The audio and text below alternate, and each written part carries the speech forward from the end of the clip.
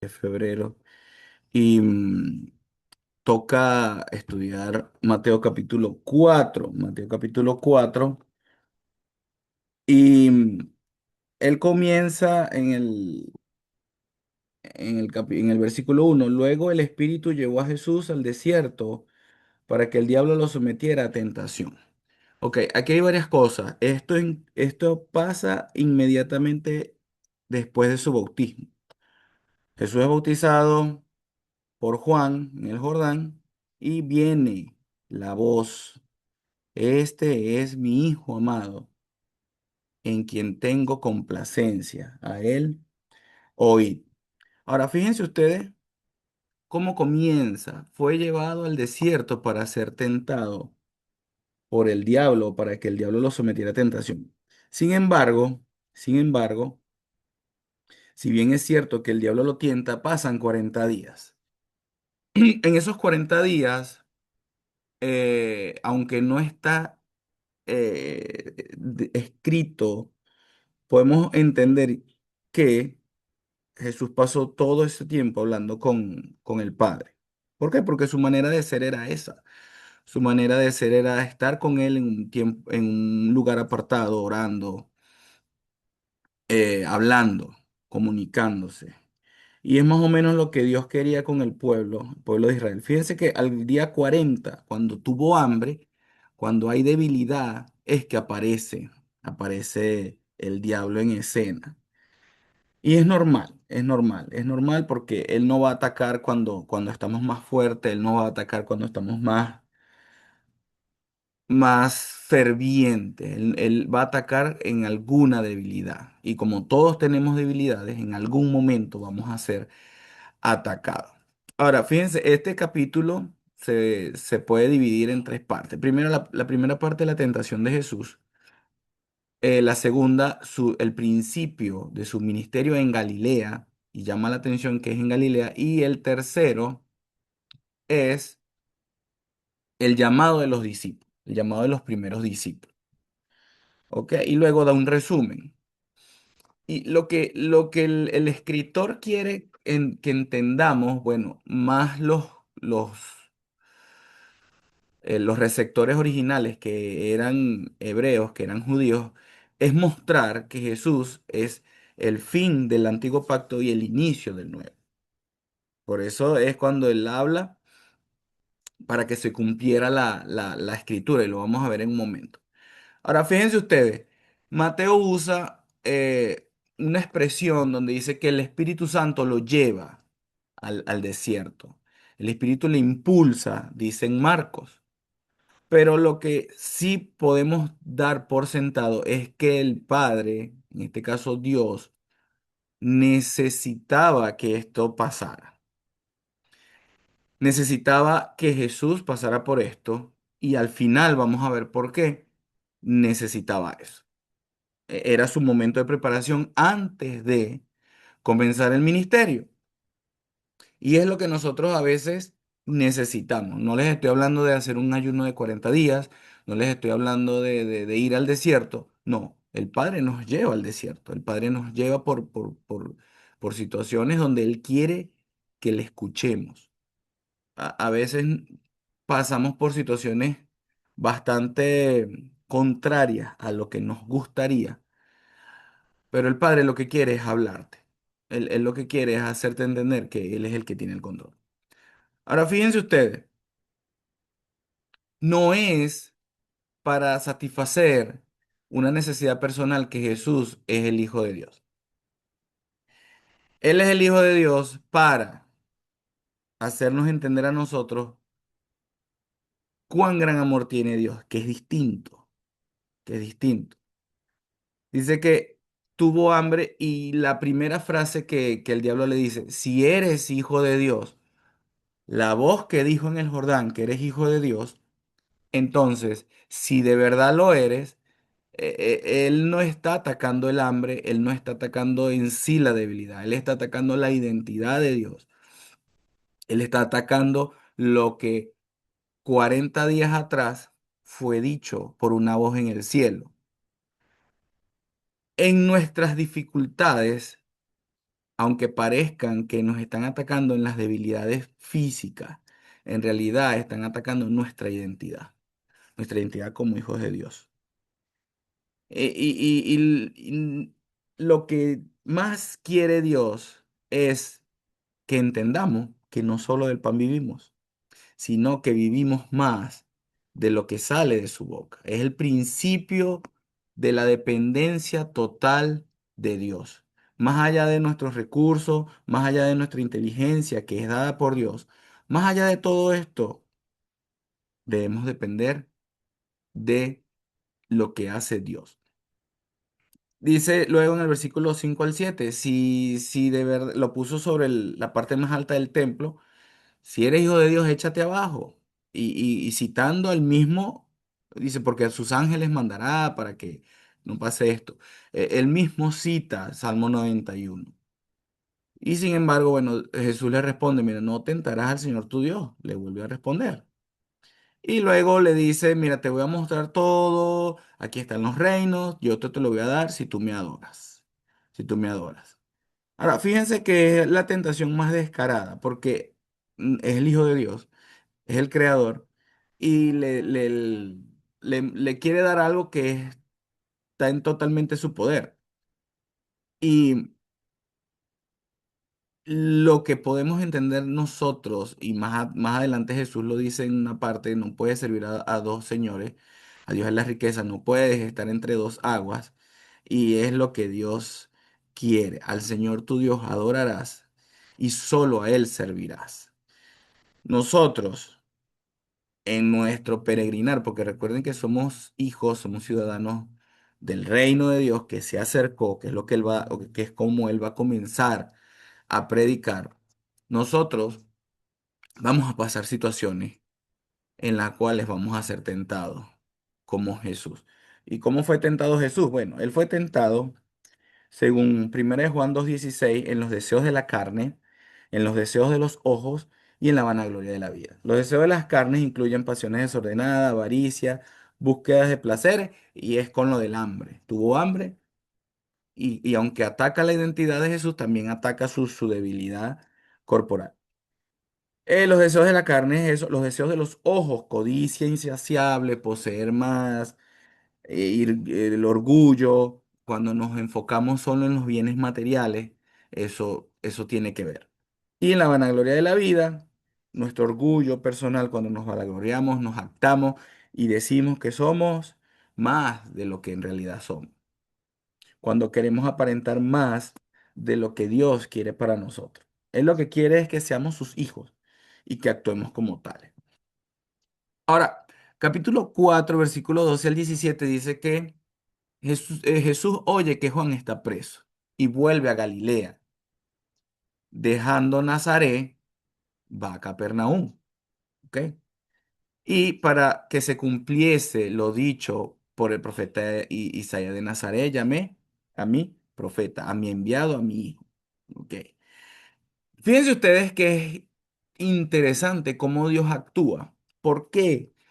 Porque Galilea, si bien en el tiempo de Jesús estaba un poquito en comunión con Jerusalén, con Judea, seguía siendo como una mancha para el judaísmo, porque era Galilea de los gentiles, se le llamaba. Galilea de los gentiles. ¿Por qué? Porque Galilea estaba en las tribus del norte que fueron conquistadas. Galilea viene a representar un poquito a Samaria, aunque ya estaba dividido, como les dije, estaban un poquito en reconciliación con el templo, con, con los líderes religiosos, era una mancha. Y es bastante interesante cómo Dios desde allá llama a su hijo. Y si ustedes se fijan, el ministerio de Jesús es en Galilea. Va algunas veces a Jerusalén y ya al final va a morir en la Pascua y todo esto, pero su ministerio era Galilea. Era a personas judías, pero también a personas que estaban allí, como el ejemplo de la mujer sirofenicia que estaba cerca por allá. Era la región de Zabulón y Neftalí. Como les digo, conocida como Galilea de los Gentiles, era una población mixta, era menospreciada por los judíos, los que eran más ortodoxos, los que eran así como más correctos, porque querían que todo fuera puro. Bueno, ellos eran muy menospreciados. Y de allí trae la luz Dios sobre las tinieblas, sobre la sombra que se posaba en esa área. Y él comienza a decir arrepentidos porque el reino de los cielos se ha acercado. Es más o menos lo que Juan el Bautista decía. Cambien su manera de pensar, cambien su manera de actuar porque ya el reino de Dios está aquí. Y es lo mismo para nosotros cuando nos predican y nos arrepentimos, cambia nuestra manera de pensar, cambia nuestra manera de actuar, nuestra manera en la dirección en la que íbamos. Por eso es tan importante que nuestro arrepentimiento sea genuino. Y por último, Jesús llama a los primeros discípulos. Andando junto al mar de Galilea, vio a dos hermanos, a Pedro y Andrés, perdón, a Simón Pedro y a Andrés, hermanos de sangre. Y dice, Vengan y yo los haré pescadores de hombres". Y al instante se van y los siguen, y los siguen. También es interesante que la salvación viene o se centra en Galilea de los gentiles, pero Jesús llama a unas personas que eran pescadores, personas que no sabían prácticamente nada de la ley y de los profetas. No tenían un recorrido académico de acuerdo a lo que se estimaba para la fecha. En Nazaret había una de las sinagogas más importantes, pero ellos no estaban allí. Ellos eran unos pescadores y van a ser redimidos para un propósito eterno, pescadores de hombres. Ellos inmediatamente dejan la seguridad familiar, a su papá, a todo eso. Y es lo que hace el llamado del reino tan valioso. El llamado del reino es tan importante, hermanos, que necesitamos darle la prioridad necesaria. Y bueno, pasando de allí, vio a otros dos hermanos, ¿verdad? Que eran hijos de Zebedeo, Jacobo y Juan, que remendaban las redes y los llamó también. Y ellos al instante le siguieron. Se repite el patrón, dejar las cosas, dejar la vida a un lado y seguirlo. Es más o menos lo mismo con Pedro y Andrés. eh, Ser redimidos y poner la autoridad del reino por encima de cualquier cosa. Ahora, fíjense ustedes, más allá dice Jesús que el que ama a papá, mamá, hermano, hermana, hijos, antes que a mí, no es digno de ser mi discípulo. Y lo hemos estudiado muchas veces, lo hemos leído y entendemos que nuestra relación primordial debe ser con Dios. Lo más importante debe ser nuestra relación con Dios.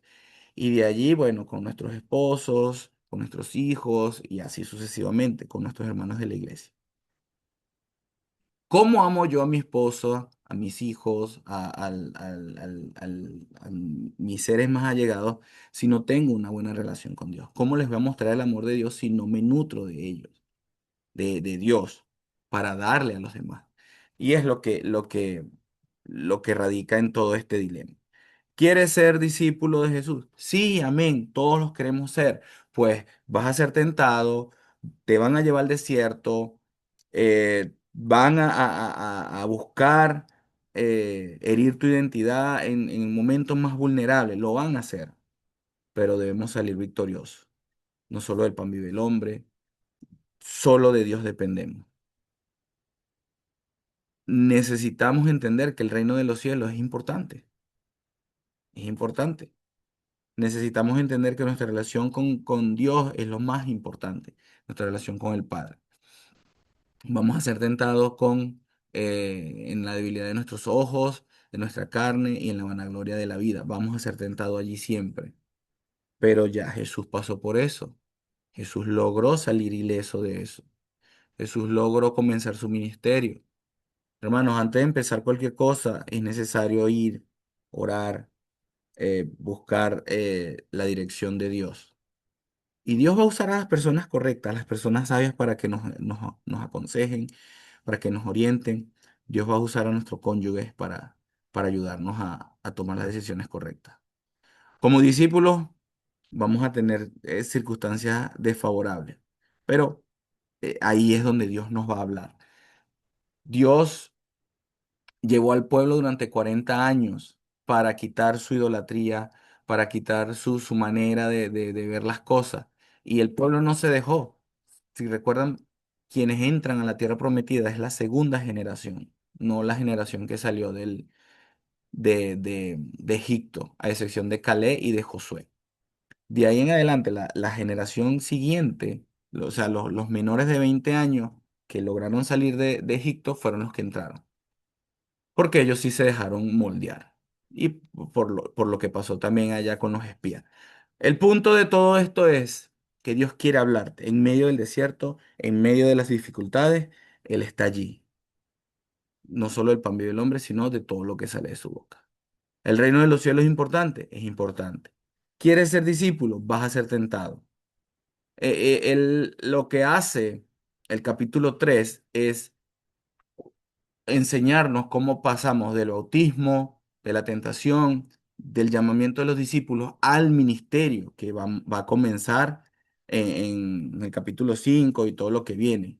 Necesitamos entender la cristología, que Cristo es el centro, que aunque Él fue tentado y se muestra como Israel, nosotros también vamos a ser tentados y debemos eh, permanecer firmes. Hay un cumplimiento profético en el capítulo 4. Termina el Antiguo Testamento y comienza el nuevo reino. El reino está presente, nosotros somos ya parte del reino y el discipulado es la respuesta humana a lo que Dios quiere mostrarnos, por cómo Él quiere formarnos como discípulos. Vamos a enfrentar tentaciones igual que Jesús. Debemos llevar luz a las Galileas de hoy que están a nuestro alrededor. Debemos responder al llamado con inmediatez. Seguir a Jesús. No demos todo por sentado. Siempre debemos aprender. Dios siempre quiere enseñarnos. El reino de los cielos está al alcance de todos y nosotros somos embajadores del reino. Vamos a orar. Padre, te damos muchas gracias por tus bendiciones, gracias por tu palabra, Señor, por este capítulo que nos enseña lo importante de ser tus discípulos, lo importante de estar a solas contigo, lo importante que es pasar por momentos difíciles para que tú nos hables, para que tú moldees nuestro carácter, nuestras personalidades, Señor. Ayúdanos a ser embajadores dignos de tu reino. Ayúdanos como siempre, a salir victoriosos, Señor. Y a recordar siempre que debemos depender de ti, Padre. Ayúdanos a llevar luz a las Galileas de hoy, Padre. Ayúdanos en todo esto y danos un corazón dispuesto. Que seamos prestos a tu llamado, a acudir a lo que tú quieres como lo que tú quieres de nosotros, como tus hijos, como tus discípulos. En nombre de tu Hijo amado te oramos. Amén.